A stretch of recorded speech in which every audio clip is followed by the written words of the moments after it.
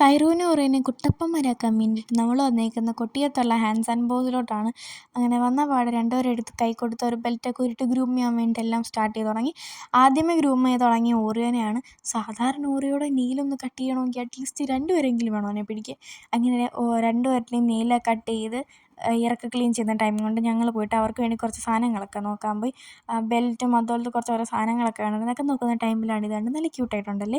ഞാൻ അതൊക്കെ നോക്കിയിട്ട് തിരിച്ച് നോക്കിയപ്പം ഓറിയോൻ്റെ ഹെയർ ട്രിം ചെയ്യുന്നുണ്ടായിരുന്നു. അത് കണ്ടപ്പോൾ എനിക്ക് ഭയങ്കര വിഷമം വന്ന് എൻ്റെ കണ്ണൊക്കെ നിറഞ്ഞ്. പിന്നെ രണ്ടുപേരെയും കുളിപ്പിക്കാൻ കൊണ്ട് ഇവന്മാരെ ഒന്ന് കുളിപ്പിച്ചെടുക്കണമെങ്കിൽ വീടിന് ചുറ്റും പത്രം ഉണ്ടെങ്കിൽ അറ്റ്ലീസ്റ്റ് ഞങ്ങൾ ഓടേണ്ടി വരും.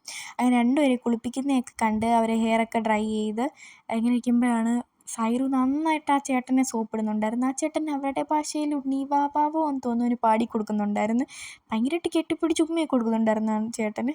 അങ്ങനെ സൈറുവിൻ്റെ അതിന് സോപ്പിടലൊക്കെ കണ്ട് അപ്പുറത്തോട്ട് ഞാൻ നോക്കിയപ്പം ഓറിയോൻ്റെ ഫേസിലെയും ടെയിലിലെ ഹെയറൊക്കെ കട്ട് ചെയ്ത് ഷേപ്പ് ചെയ്തിട്ട് സ്പ്രേയൊക്കെ അടിച്ച് റിബണൊക്കെ കെട്ടി നല്ല സുന്ദര കുട്ടപ്പനാക്കി തന്ന്.